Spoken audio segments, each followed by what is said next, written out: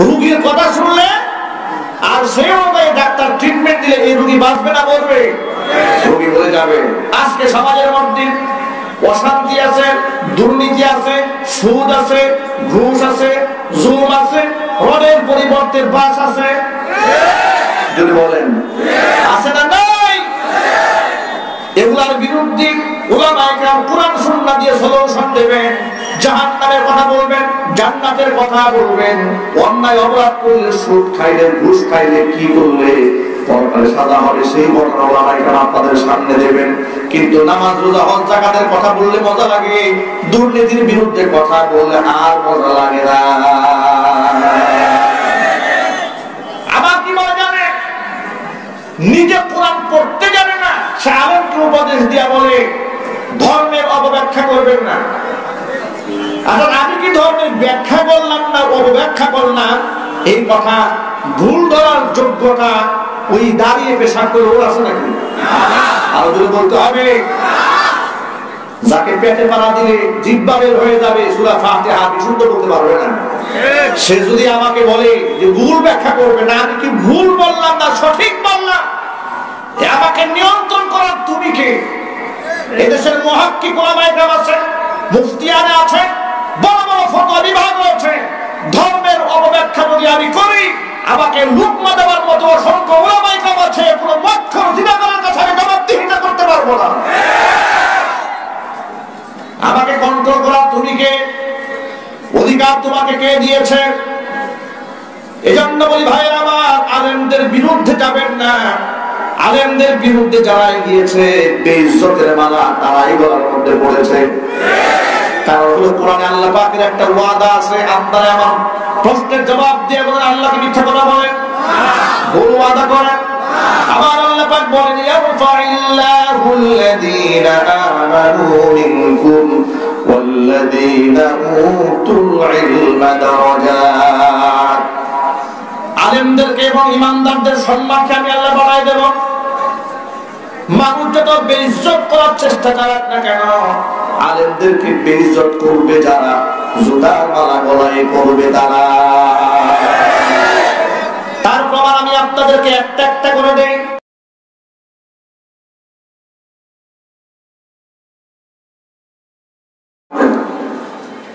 মহান আল্লাহ রাব্বুল আলামিনের দরবারে আলিশানে লাখো কোটি শুকরিয়া আদায় করছি যে মহান আল্লাহ তাবারক ওয়া তাআলা গোটা বিশ্বময় করোনা ভাইরাসের এই মহামারী থাকার পরেও আমাদেরকে সুস্থতার নিয়ামত দান করে হাজারো প্রতিকূলতাকে উপেক্ষা করে মুসলিম উম্মার এই ক্লান্তি লগ্নে হাজার হাজার মানুষকে একত্রিত হয়ে কোরআনে কারীমের আলোচনা করার, আলোচনা শোনার সুযোগ করে দিয়েছেন যে মহান রব। আপনারা কি খুশি না বেজার? কম না বেশি? রবের শুকরিয়া আদায় করছি, জবান ছেড়ে সকলে একযোগে বলছি আলহামদুলিল্লাহ। রব্বানা লাকাল হামদ হামদান কাসীরা তাইয়িবান মুবারাকান ফীহি। রব্বানা লাকাল হামদু কামা ইয়ানবাগি লিজালালি ওয়াজহিকা ওয়া আযীমি সুলতানিকা। আল্লাহ পাক আজকে এই তাফসীরুল কোরআন মাহফিলকে কবুল করুন। আমিন। মুফতি মাহমুদ রহমাতুল্লাহি আলাইহির কবরটাকে আল্লাহ সুবহানাহু ওয়া তাআলা বেহেশতের বাগান বানিয়ে দেন। আমিন। 21তম ঐতিহাসিক তাফসীরুল কোরআন মাহফিল, বিগত 20 বছর এই তাফসীরটি হয়েছে। এখানে যারা আলোচনা করেছেন তাদের অনেকেই জমিন থেকে বিদায় হয়েছেন, যারা আলোচনা শুনেছেন তারাও অনেকেই জমিন থেকে বিদায় হয়েছেন। আল্লাহ পাকের কাছে আমরা দোয়া করছি, আল্লাহ পাক তাদের সকলকে জান্নাতুল ফিরদাউসের সুউচ্চ মাকাম দান করুন। আমিন। যারা অক্লান্ত পরিশ্রম করে এই সুন্দর আলোকিত পরিবেশ কোরআনের জন্য বানিয়েছেন, আল্লাহ সুবহানাহু ওয়া তাআলা তাদের সকলের জিন্দেগির গুনাহ খাতা মাফ করে দিন। আমিন। তাদের কামাই রুজির মধ্যে আল্লাহ ভরপুর বরকত দান করুন। এই মাহফিলের ওসিলা করে অত্রাঞ্চলের সর্বস্তরের মানুষের হৃদয়ের মধ্যে আল্লাহ পাক হিদায়াতের নূর পৌঁছে দেন। আমিন। আমার মনে হচ্ছে মাইকের আওয়াজটা এই সাইডে নাই,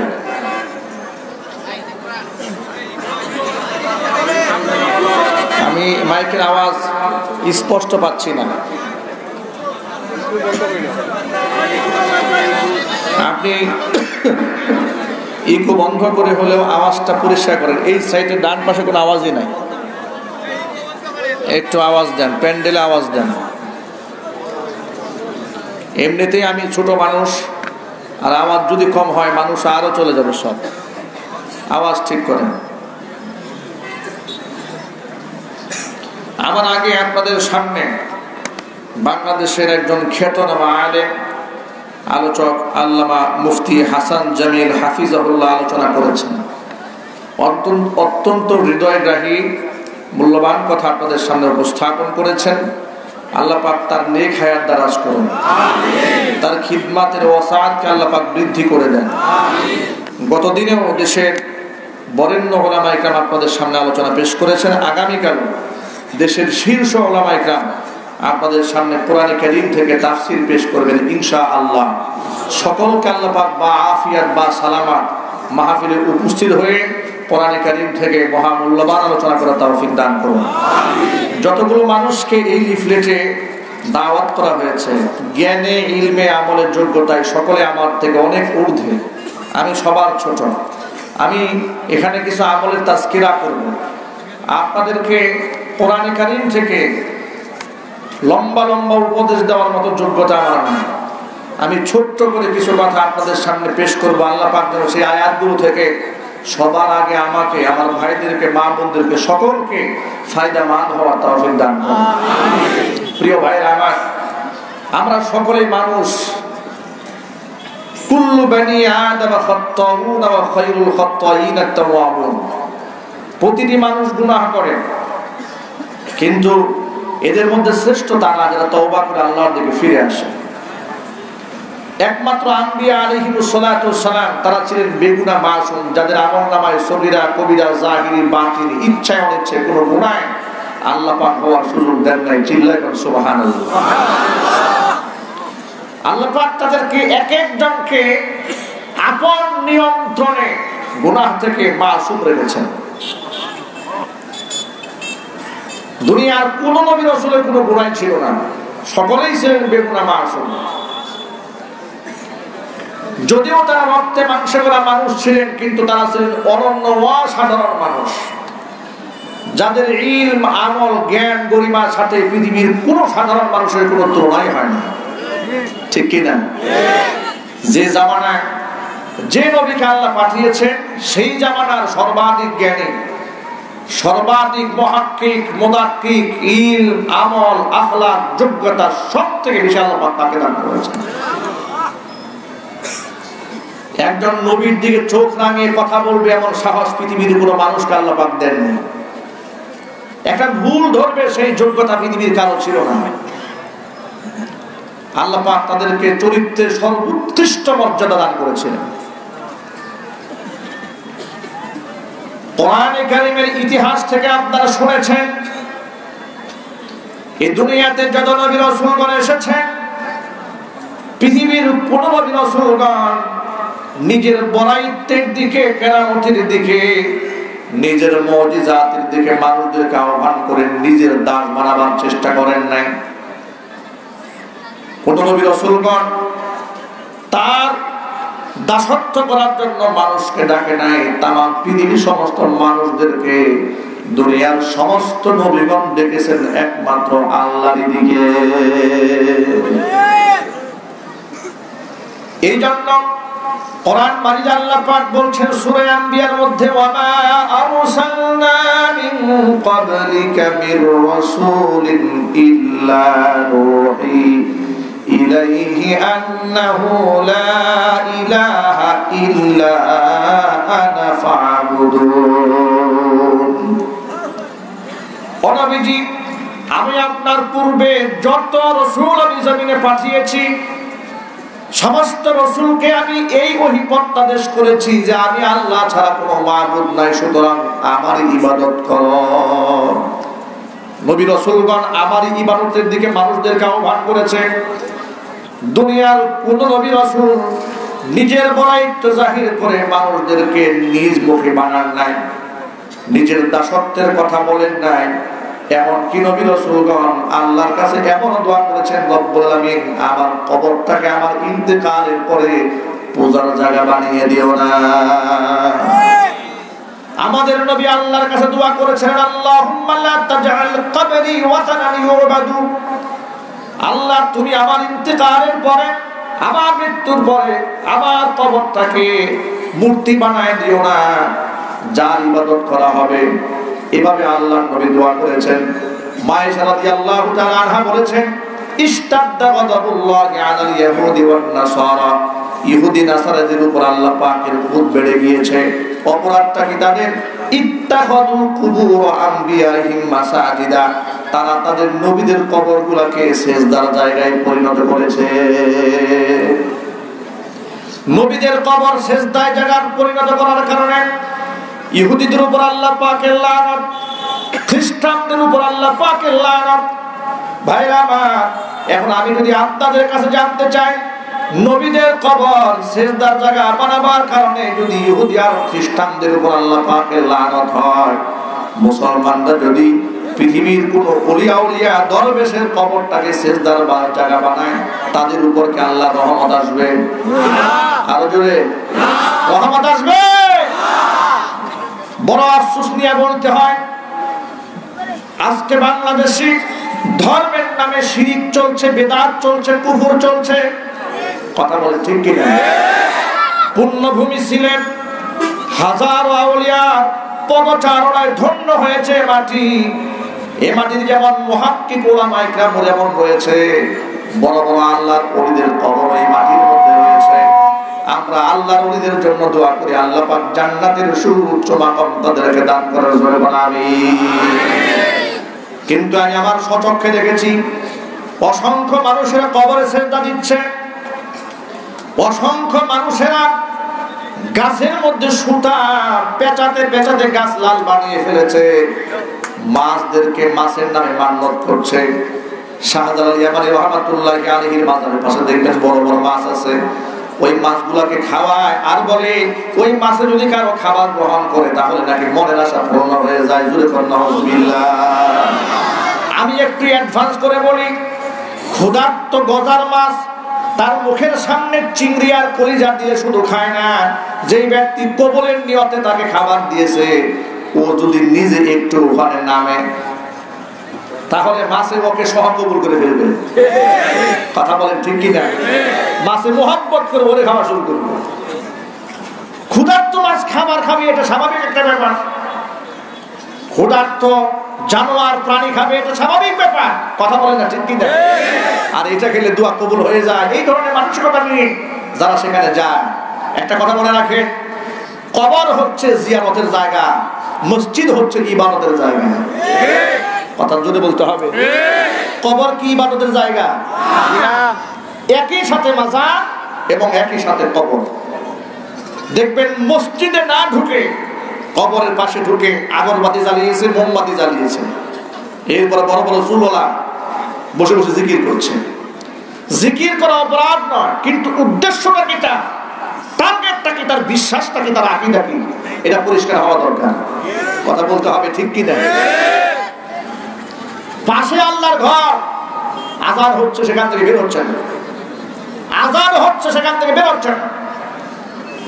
ইবাদতের জায়গা হলো মসজিদ, মসজিদে না গিয়ে কবরের সামনে বসে বসে জিকির করার মানেটা কি?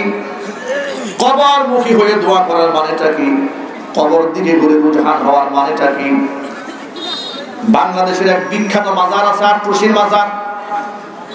নামাজের সময় কেবলামুখী হয়ে নামাজ হয়, সালাম যখন ফিরানো শেষ হয়ে যায় সাথে সাথে একজন মানুষ আর কেবলামুখী থাকে না। সালাম ফিরানো শেষ, সবগুলা মানুষ একসাথে কবরমুখী হয়ে যায়, বাবার দরবারে হাত তুলে আরো আস্তে নাউজুবিল্লাহ পড়েন। ভাই আমার, কোরআন মাজিদ আল্লাহ রাব্বুল আলামিন কি বলেন শুনেন। আল্লাহ পাক বলছেন, ইন্নাল্লাহা লা ইয়াগফিরু আন ইউশরাকা বিহি ওয়া ইয়াগফিরু মা দুনা যালিকা লিমান ইয়াশা ওয়া মান ইউশরিক বিল্লাহি ফাকাদ ইফতারা ইসমান আযীমা। আল্লাহ সুবহানাহু ওয়া তাআলা বলেন, যারা আমি আল্লাহর সাথে শিরিক করবে তাকে আমি আল্লাহ ক্ষমা করব না, তাকে আমি আল্লাহ মাফ করব না। এমনকি যেই ব্যক্তি আমার উপরে শিরিক করলো, আমার সাথে শিরিক করলো, সেই ব্যক্তি আমার উপরে মিথ্যা জঘন্য অপবাদের বোঝা চাপাইয়া দিল। এই শিরিকটা দুই প্রকার, এক হচ্ছে শিরিক ফি সিফাত, আরেক হচ্ছে শিরিক ফি জাত। সত্তাগতভাবে আল্লাহকে ভাগ করে ফেলা। যেমন দুনিয়ার খ্রিস্টানেরা আল্লাহ সুবহানাহু ওয়া তাআলাকে তিন ভাগে ভাগ করে দিয়েছে। জোরে জোরে বলেন নাউযুবিল্লাহ। এটা আমার বানানো ওয়াজ নয়, এটা কোরআনে লেখা আছে। আল্লাহ পাক খ্রিস্টানদেরকে কাফের শব্দে উল্লেখ করেছেন। আল্লাহ পাক বলেন, লাকাদ কাফারাল্লাযীনা ক্বালু ইন্নাল্লাহা সালিসু সালাসা। কাফের খ্রিস্টানেরা বলে আল্লাহ হচ্ছে তিনের এক অংশ, অথচ আমি আল্লাহ ছাড়া কোনো ইলাহ নাই। ভাই আমার, ঈসা আলাইহিস সালাতু ওয়াস সালাম, হযরত মারিয়াম এবং আল্লাহ তিনে মিলে আল্লাহ বিশ্বাস করে, তারা মুসলমান না কাফের? এটাকে আমি ফতোয়া দিলাম? এই ফতোয়া কে দিয়েছে? আরো জোরে বলতে হবে, এই ফতোয়া আল্লাহ কোরআনে দিয়েছেন। এই কথাটা আপনাদের সামনে বলার আমার একটা বড় উদ্দেশ্য আছে। সেই উদ্দেশ্য হলো, আমরা ছোটবেলা থেকে যা দেখি নাই ইদানিং দেখতে পাচ্ছি। সেটা কি? ডিজিটাল বাংলাদেশে নিরপেক্ষতার নামে এদেশের বরেণ্য মুসলমান বড় বড় রাজনীতিবিদ গত ক্রিসমাস ডে 25শে ডিসেম্বর এদেশে পত্র পত্রিকায় মিডিয়াতে খ্রিস্টান ধর্মাবলম্বীদের যে বড়দিন রয়েছে সেই বড়দিন উদযাপনকে তারা স্বাগত জানিয়েছে। মুসলমান শুধু স্বাগতই জানান না, তারা বলেছে ঈসা আলাইহিস সালাতু ওয়াস সালাম শান্তির বাণী নিয়ে এসেছেন, তার আদর্শ আমাদের গ্রহণ করা উচিত। তিনি বললেন, এই কথাটা সত্য কথার মধ্যে কত বড় শিরিক লুকায়িত আপনাদের জানা দরকার। না জানা দরকার নাই? জানা দরকার। ঈসা আলাইহিস সালাম আল্লাহর নবী, এতে সন্দেহ আছে নাকি আপনাদের? সবাই বলেন আপনারা।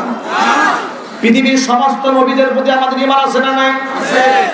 কিন্তু মনে রাখেন, যখন আমাদের নবী আখিরি জামানার নবী বিশ্বনবী মুহাম্মদ রাসূলুল্লাহ সাল্লাল্লাহু আলাইহি ওয়াসাল্লাম দুনিয়াতে এলেন, তার উপর ঈমান আনা বিশ্বের সমস্ত মানুষের জন্য ফরজ হয়ে গেল। দুনিয়ার আর কারো আদর্শ চলবে না, একমাত্র আদর্শ যার চলবে তিনি হচ্ছেন বিশ্বনবী মুহাম্মদ রাসূলুল্লাহ সাল্লাল্লাহু আলাইহি ওয়াসাল্লাম। আল্লাহর নবী একদিন উমর রাদিয়াল্লাহু তাআলা আনহুকে তাওরাতের একটা পৃষ্ঠা পড়তে দেখলে হুজুর রাগ হয়ে গিয়েছিলেন।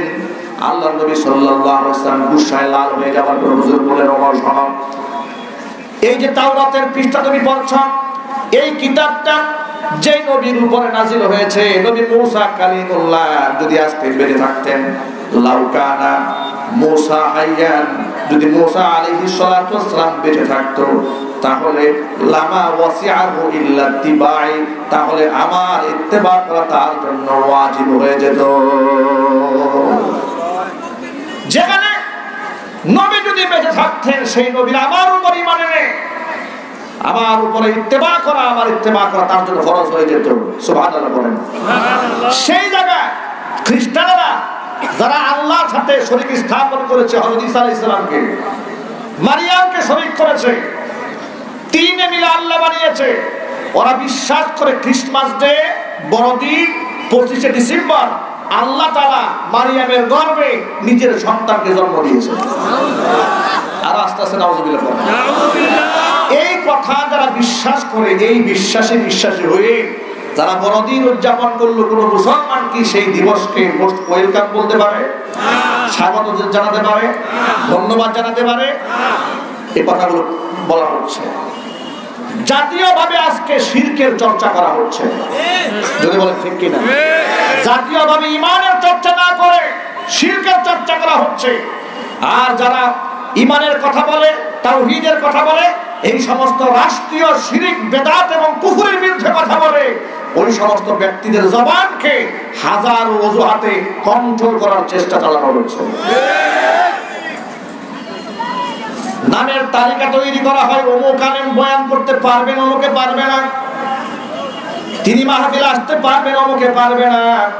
আমার কথা হচ্ছে, কোন আলেম যদি কোরআন সুন্নাহ কিংবা রাষ্ট্রের বিরুদ্ধে কথা বলেন, ডকুমেন্টারি আকারে তার সামনে পেশ করা হোক। জাতীয়ভাবে তার সমাধান করা হোক। তিনি অন্যায় করলে তিনি তওবা করবেন, আর যদি অন্যায় না করে থাকেন তাহলে যারা অন্যায়ভাবে তার কণ্ঠকে স্তব্ধ করে ষড়যন্ত্র চালায় জাতির সামনে তাদের তওবা করতে হবে। ঠিক কিনা? আজকে যখন আমি বিমানবন্দরে আসলাম, সেখানে ডিবিরা, গোয়েন্দা বিভাগের লোকেরা নাম তালিকা নেওয়ার সাথে সাথে বারংবার আমাকে জিজ্ঞেস করলো, হুজুর মামুনুল হক সাহেব নাকি আসবে শুনলাম, কোন ফ্লাইটে আসবে জানেন আপনি? আমি বললাম ভাই এই তথ্য আমার হাতে নাই। তিনি বললেন যে কোন বিমানে আসবে, কোন জায়গা দিয়ে আসবে, বিমানে আসবে না গাড়িতে আসবে। অস্থির হয়ে যাচ্ছে তারা। আমার কষ্ট হচ্ছে আল্লামা মামুনুল হক হাফিজাহুল্লাহ, তাকে নিয়ে আপনাদের এত মাথা ব্যথা কেন, এত টেনশন কেন? তিনি যদি রাষ্ট্রবিরোধী কথা বলে থাকেন ডকুমেন্ট পেশ করেন, তার বিরুদ্ধে মামলা করেন, আদালতে বিচার হবে। যদি তিনি ভুল না করে থাকেন তাহলে আপনি তার কণ্ঠকে, ইসলামের কণ্ঠকে রোধ করার এই সাহস করে দেখান। আপনাকে অধিকার কে দিয়েছে?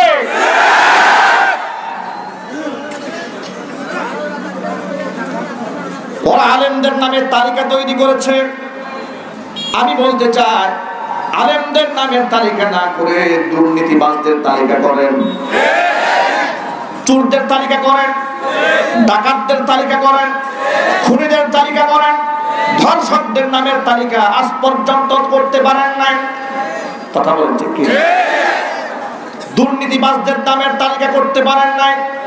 হাজার হাজার কোটি টাকা দেশ থেকে লুটপাট করে যারা বিদেশে পাড়ি জমিয়েছে তাদের বিরুদ্ধে একটা রাষ্ট্রদ্রোহ মামলা হলো না। ইসলামের কথা বলে, কোরআনের কথা বলে, ওই সমস্ত কোরআনের পাখির বিরুদ্ধে রাষ্ট্রদ্রোহ মামলা দিয়ে দেন। এর দ্বারা প্রমাণ হয় আপনারা আলেমের দুশমন না, আপনারা কোরআনের দুশমন। এগুলা করে কোনো লাভ নাই। আমি আপনাদেরকে বলি এগুলা করে কোনো ফায়দা নাই। আলেমদেরকে প্রাণ খুলে ইসলামের কথা বলতে দেন, কোরআনের কথা বলতে দেন। যে আলেমের বিরুদ্ধাচরণ করবে আল্লাহ সুবহানাহু ওয়া তাআলা তার মর্যাদা, তার জনপ্রিয়তা শত সহস্র করে বৃদ্ধি করে দেবে। যেখানে আঘাত দিবেন সেখানে জনপ্রিয়তা বাড়ায় দিবেন কে? আল্লাহ বলতে হবে কে বাড়ায় দেবে? তার প্রমাণ হলো আল্লামা মামুনুল হক হাফিজাহুল্লাহ এক সময় বয়ান করতেন, তার সামনে 5000 মানুষ থাকতো। যখন থেকে বাধা দেওয়া শুরু হয়েছে তখন লক্ষাধিক মানুষ হয়ে যায়। এটা তো নতুন ইতিহাস নয়, পুরান ইতিহাস। ইসলামটাকে স্তব্ধ করে দেওয়ার জন্য কাফির বেঈমানেরা আবু জেহেলের পরামর্শে আল্লাহর নবীর কাছে মানুষকে যাইতে বারণ করেছে, নিষেধ করেছে। মানুষের অন্তরে আল্লাহ পাক ওই বারণটাকে, নিষেধটাকে কোরআনের কাছে যাওয়ার মাধ্যম বানিয়ে দিয়েছে। ঠিক কিনা? আমি আমার সমাজ জওয়ান এবং তরুণ ভাইদেরকে বলছি, ইসলামের স্বার্থে, দ্বীনের স্বার্থে আমাদের সকলকে এক হয়ে বর্তমানে একটা উদ্যোগ গ্রহণ করতে হবে। সেটা হলো ওরা আলেমের নামের তালিকা বানায় আর আলেমদের মাহফিল বানচাল করার স্বপ্ন সাল পূরণ করার জন্য ওরা চেষ্টা চালায়। আজকে থেকে সমাজের মধ্যে যে নেতা আলেমের বিরুদ্ধে কথা বলবে, এখন থেকে মুসলমানরা ওই সমস্ত ধর্মদ্রোহী ইসলাম বিদ্বেষী নেতাদের নামের তালিকা বানাবে। বলতে হবে ঠিক কিনা? এতদিন তো ওরা তালিকা বানিয়েছে, এখন থেকে মুসলমান তালিকা বানাবে। নাস্তিকদের তালিকা, বেঈমানদের তালিকা, কোরআন বিদ্বেষী, আরব বিদ্বেষী তালিকা বানাতে হবে। রাজি আছেন? দুহাত দেখতে চায়।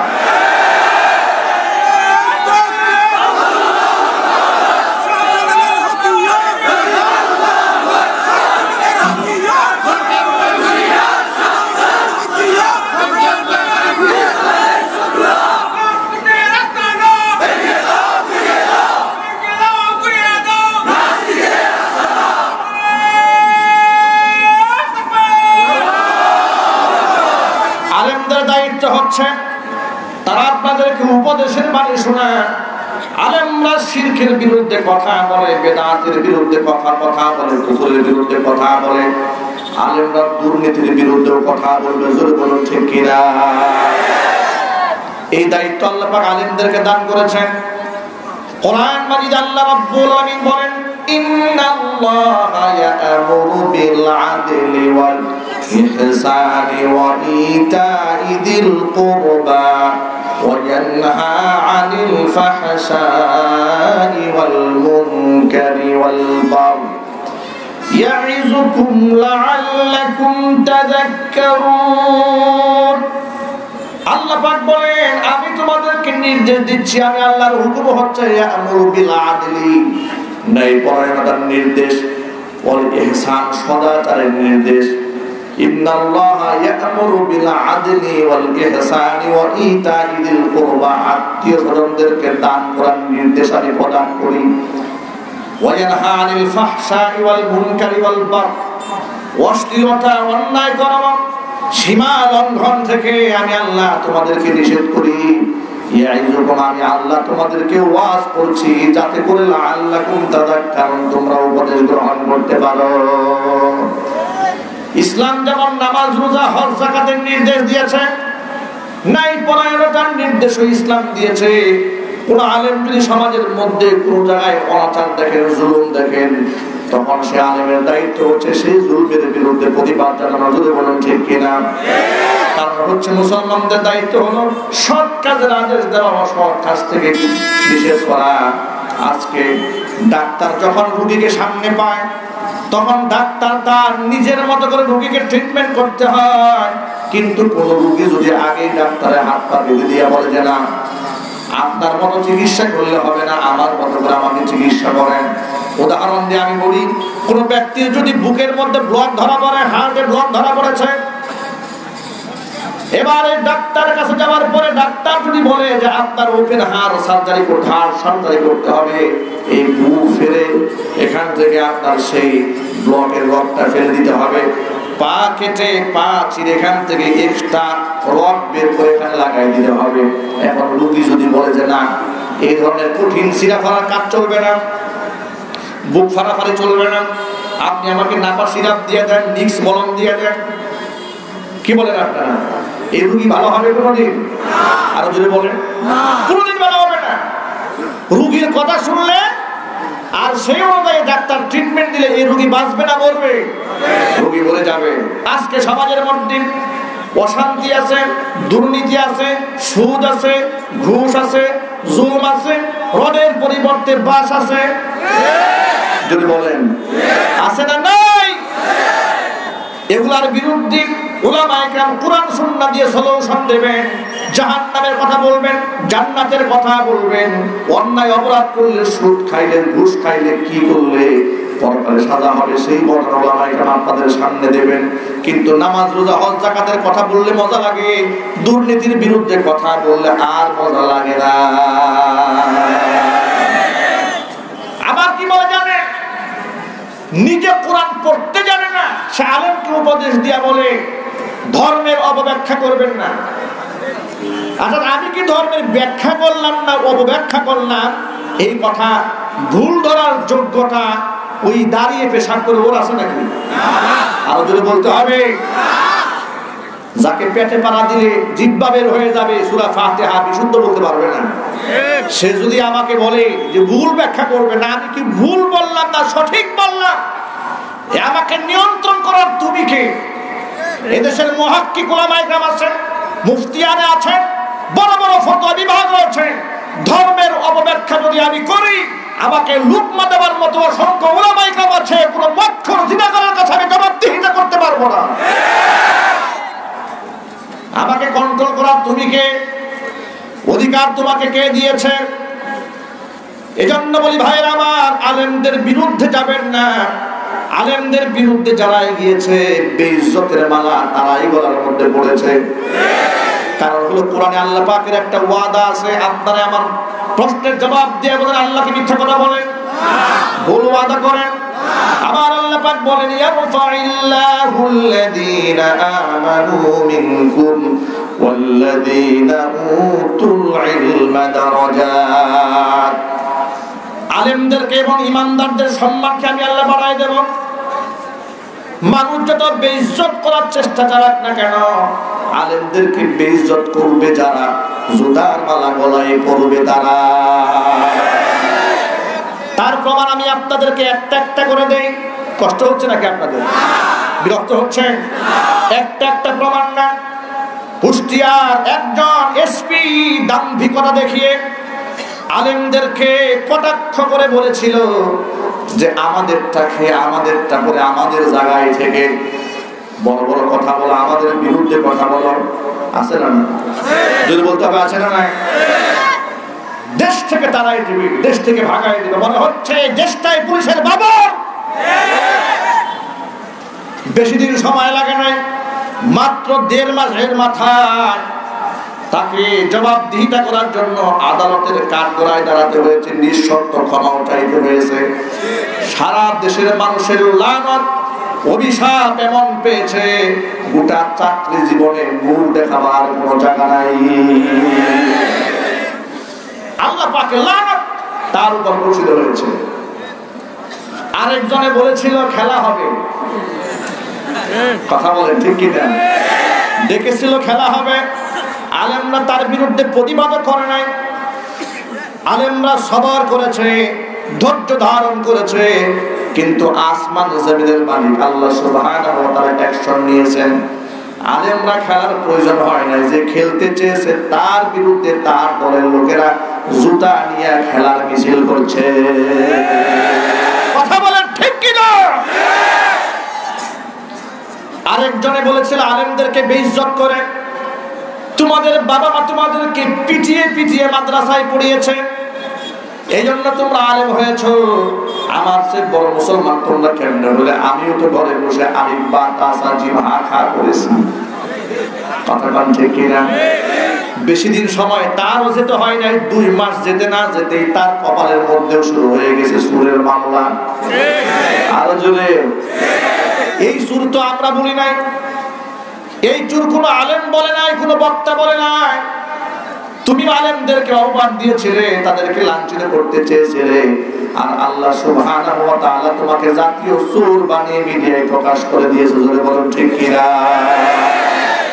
এখান থেকে শিক্ষা গ্রহণ করো। কোরআন মাজিদ আল্লাহ পাক বলেন, ইন্নাল্লাযীনা ইউযুনাল্লাহা ওয়া রাসূলাহু লা'আনাহুমুল্লাহু ফিদ দুনিয়া ওয়াল আখিরাহ। আমি আল্লাহ এবং আমার রাসূলকে যারা কষ্ট দেয় তাদের জন্য লানত হলো দুনিয়াতে, লানত হলো আখিরাতে। বাস্তবতা পৃথিবীতে অসংখ্যবার আল্লাহ পাক দেখিয়েছেন, আমাদের চোখের সামনেও রয়েছে। আর আলেমদেরকে যারা ভালোবাসে, আলেমদেরকে যারা মহব্বত করে, আলেমের মুখের সাথে যারা মুখ মেলায়, হাতের সাথে হাত মিলায়, হৃদয় দিয়ে যারা আলেমদেরকে ভালোবাসেন, মহব্বত করেন কোরআনের জন্য, ইসলামের জন্য, তাদের সম্মান আল্লাহ পাক যুগ যুগ ধরে বাড়িয়ে দিয়েছেন। জোরে বলেন সুবহানাল্লাহ। আল্লাহর নবী সাল্লাল্লাহু আলাইহি সাল্লাম বলেছেন, আল মারউ মা'a মান আহাব্বা ওয়া আনতা মা'আল্লাযী আহবাবতা। পৃথিবীতে যে যাকে ভালোবাসবে কিয়ামতের ময়দানে সে তার সাথেই থাকবে। যার সাথে যার মহব্বত তার সাথে তার কিয়ামত। আমাদের হাসর হবে নবীদের সাথে ইনশাআল্লাহ। বলেন আমাদের হাসর হবে সিদ্দিকীনদের সাথে, আমাদের হাসর হবে সালিহিনদের সাথে, আমাদের হাসর হবে হক্কানি আলেমদের সাথে। আলেমদের সাথে আপনারা ছিলেন, আলেমদের সাথে আছেন, ভবিষ্যতেও থাকতে রাজি আছেন তো ইনশাআল্লাহ? কারা কারা রাজি আছেন? দুহাত দেখতে চাই। আল্লাহ পাক আমাদেরকে কবুল করে, জোরে করে আমিন। আল্লাহ পাক মঞ্জুর করেন, চিল্লায় করে আমিন। হাত নামান। এজন্য এখন থেকে সিদ্ধান্ত গ্রহণ করতে হবে, বন্ধু আপনার কারা হবে, কার সাথে আপনি চলবেন, কার সাথে হৃদয়ের সম্পর্ক হবে, এটা জমিন থেকে সিদ্ধান্ত নিতে হবে। মদখোরের সাথে চললে মানুষ মদখোর হয়, জেনাকারের সাথে চললে মানুষ জেনাকার হয়, লম্পটের সাথে চললে মানুষ লম্পট হয়ে যায়, আল্লাহর ওলির সান্নিধ্য গ্রহণ করলে মানুষ আল্লাহর ওলি হয়ে যায়। এই জন্য কোরআন মাজিদ আল্লাহ পাক বলেন, ইয়া আইয়ুহাল্লাযীনা আমানুত্তাকুল্লাহা ওয়া কুনু মা'আস সাদিকিন। এই বান্দারগণ, আমি আল্লাহকে ভয় করো, সাদিকিনদের সাথে থাকো। আমি উদাহরণ দিয়ে অনেক সময় বলি, পেশাবখানায় যদি আপনি যান, নিজের গায়ে পেশাব যদি নাও মাখেন, নাকের মধ্যে পেশাবের দুর্গন্ধ লাগে, ঠিক কি না? আতরের দোকানে গেলে নিজের গায়ে আতর যদি আপনি না মাখেন, কিন্তু নাকের মধ্যে খুশবু আসে, ঘ্রাণ আসে। নেককার মানুষের সান্নিধ্য আর সংস্রব যদি গ্রহণ করে, নিজে ইবাদত না করলেও ইবাদতের খুশবু আমলের মধ্যে পড়ে যায়। কিয়ামতের ময়দানে অসংখ্য বন্ধুর কারণে বন্ধু জাহান্নামে যাবে, অসংখ্য বন্ধুর কারণে বন্ধু জান্নাতে যাবে। আবু বকর সিদ্দিক রাদিয়াল্লাহু তাআলা আনহু ছিলেন নবীজির বন্ধু। আল্লাহু আকবার। এমন বন্ধু ছিলেন যেই বন্ধুর দৃষ্টান্ত পৃথিবীতে এমন ভাবে স্থাপন করেছেন, পৃথিবীর তার আর কোনো নজির নাই।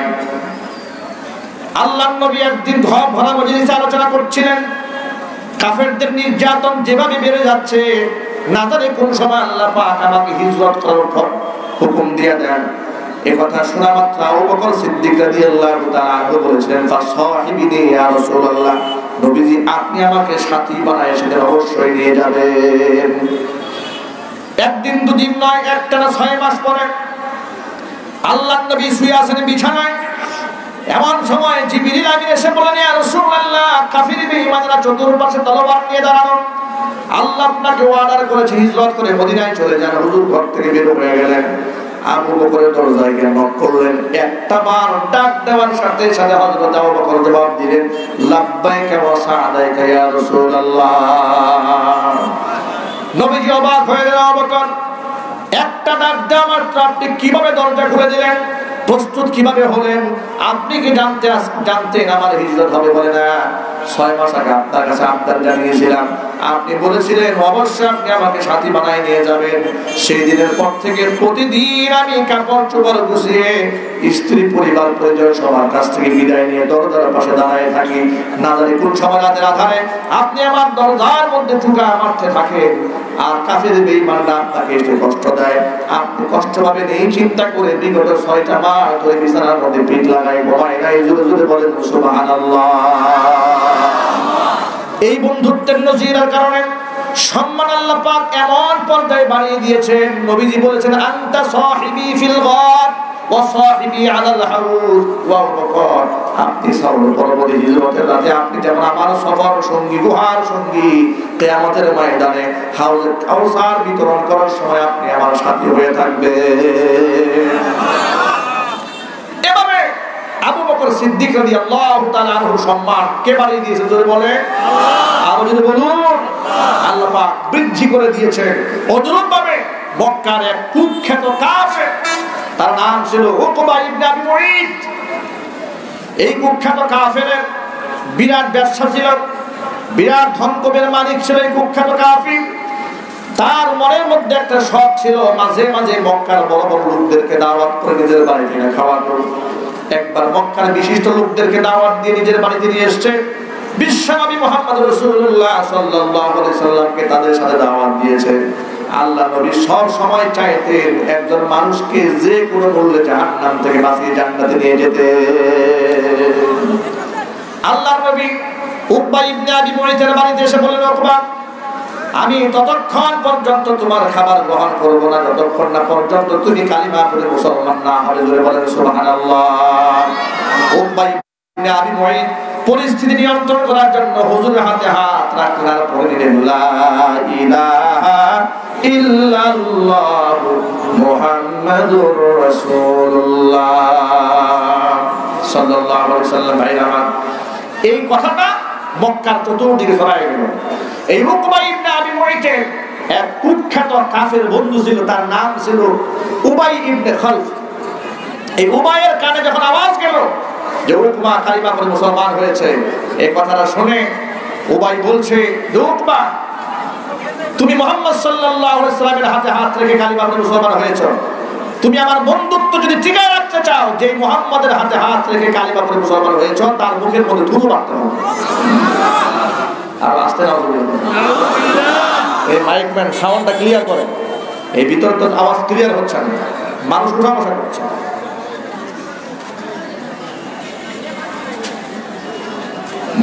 আওয়াজ ক্লিয়ার করেন। উকবা ইবনে আবি মুঈতকে উবাই বলল যে মুহাম্মাদের মুখে থুতু মারতে হবে। জোরে বলেন নাউযুবিল্লাহি মিন যালিক। কপাল পোড়া উকবা বন্ধুর খাতির রাখতে গিয়ে, বন্ধুত্ব ঠিক রাখতে গিয়া নবীজির মুখের মধ্যে থুথু মেরে দিয়েছে। জোরে বলেন নাউজুবিল্লাহ। আল্লাহর নবী তার জন্য বদদুয়া করেছিলেন, যে উকবা তুমি যদি মক্কার এরিয়ার বাহিরে যাও, সেদিনে তোমার দেহ থেকে আল্লাহ কল্যাণ বিচ্ছিন্ন করে দেবে। এই কথা শোনার পরে উকবা আর মক্কার বাহিরে যায় না। নবীর প্রতি ঈমান নাই, কিন্তু রাসূলের প্রতি বিশ্বাস ছিল। মুহাম্মদের জবান থেকে যা বের হয় সেটা মিথ্যা হয় না। চিল্লায়ে বলেন আল্লাহু আকবার। বদর যুদ্ধের সময় এই লোকটাকে জাহান্নামের টিকিট দিয়ে সাহাবী হযরত আলী কাররামাল্লাহু ওয়াজহা পাঠিয়ে দিলেন জাহান্নামে। দুনিয়াতে লাঞ্ছিত হয়ে জমিন থেকে বিদায় হতে হয়েছে। কিয়ামতের ময়দানে এই উকবার ব্যাপারে আয়াত নাযিল হয়েছে, তার করুণ পরিস্থিতি কি হবে। আল্লাহ পাক বলেন, ওয়া ইয়াউমা ইয়া'আদ্দুয যালিমু আলা ইয়াদাইহি ইয়াকুলু ইয়া লাইতানি ইত্তাখাযতু মা'আর রাসূলি সাবিলা ইয়া ওয়াইলাতা লাইতানি লাম আত্তাখিয ফুলানান খলিলা লাকাদ আদাল্লানি আনিদ যিকরি বা'দা ইয জাআনি ওয়া কানা আশ-শাইতানু লিল ইনসানি খাযুলা। এই কুখ্যাত কাফের কিয়ামতের ময়দানে নিজের দুই হাত নিজে কামড়াবে আর আফসোস করে বলবে, আরে আমি যদি রাসূলের সাথে পথ চলতাম, আমি ওই যদি কুলাঙ্গারটাকে বন্ধু না বানাতাম, যদি ওই নিকৃষ্ট লোকটাকে বন্ধু না বানাতাম, তাহলে ভাগ্য আমার ভালো হয়ে যেত। লাকাদ আদাল্লানি আনিদ যিকরি বা'দা ইয জাআনি, আমার কাছে হেদায়েত আসার পরে আমি সেটাকে প্রত্যাখ্যান করেছি। এই লোকটা আমাকে গোমরা বানিয়ে দিয়েছে। ভাইরা আমার, আমি এই ঘটনা দিয়ে ছোট্ট একটা মেসেজ আপনাদের সামনে দিতে চাই। সেই মেসেজটা হলো, এই উকবা ইবনে আবি মুঈত যেমন তার বন্ধু উবাই ইবনে খলফের কথা রাখতে গিয়া জাহান্নামের টিকিট পেয়েছে, আজকে বর্তমান সমাজের কিছু নাস্তিকদের খপ্পরে পড়ে অনেক মুসলমানের সন্তানেরা আলেমদের বিরুদ্ধে রাজপথে নেমে মিছিল করে। আলেমদের সাথে তার কোনো ব্যক্তিগত শত্রুতা নাই, আলেমদের সাথে তার কোনো দুশ্মনী নাই, কিন্তু নাস্তিককে খুশি করার জন্য, নেতাকে খুশি করার জন্য, দলীয় পদ পদবি পাওয়ার জন্য মুসলমানের ঘরে সন্তান যারা আলেমদের বিরুদ্ধে রাজপথে মিছিল করো, এখনো সময় আছে। তওবা করো, তওবা করো, না হয় লাঞ্ছনা যেমন দুনিয়াতে হবে, লাঞ্ছনা হবে আখিরাতে। কথা বলেন ঠিক কিনা? এজন্য আমার গোটা বয়ানের সর্বশেষ মেসেজ হচ্ছে, আমি কার সাথে বন্ধুত্ব করবো এটা আমাকে এখন থেকে নির্ণয় করতে হবে। আমার বন্ধু হবে যারা সত্যবাদী, আমার বন্ধু হবে উলামায়ে কিরাম, আমার বন্ধু হবে নামাজি, পরহেজগার, দিনদার, ঈমানদার। নাস্তিক, বেঈমান, কোরআন বিদ্বেষী, ইসলাম বিদ্বেষীদের সাথে আমার হৃদয়ের কোনো সম্পর্ক থাকতে পারে না। আল্লাহ সুবহানাহু ওয়া তাআলা আমাদের সকলকে আজকের কথাগুলোর উপর বুঝে আমল করার তৌফিক দান করেন। জোরে বলুন আমিন। আর চিল্লায় বলুন আমিন। আমিন।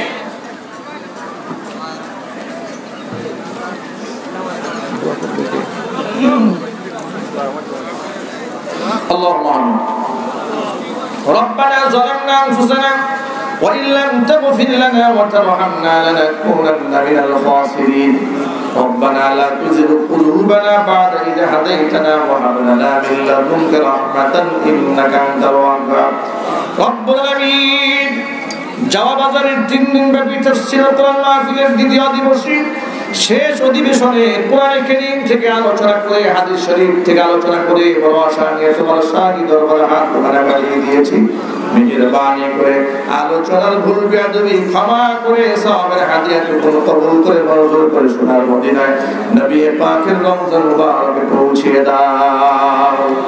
तमाम পৃথিবীর মাটির নিচে যত মুমিন মুমিনাত, মুসলিমিন মুসলিমাত চিরবিদায় হয়ে চলে গেছেন, তাদের আরওয়াহের উপর সওয়াবের হাদিয়াগুলো পৌঁছিয়ে দাও। আমাদের মা বাপ যাদের দুনিয়ার জমিন থেকে চলে গেছেন, মা বাবার কবরগুলোকে জান্নাতের টুকরায় পরিণত করে দাও। আত্মীয় স্বজন যারা অন্ধকার কবরে চলে গেছে, কবর আযাবকে মাফ করে দাও। টাকা দিয়ে, পয়সা দিয়ে, বুদ্ধি দিয়ে, শ্রম দিয়ে, সময় দিয়ে জান্নাতের বাগান যারা সাজিয়েছেন, দূর দারাজ থেকে যারা শোনার জন্য এসেছেন, খালি হাতে কাউকে ফিরে দিও না, শতকে বেগুনা মাসুম বানিয়ে দাও।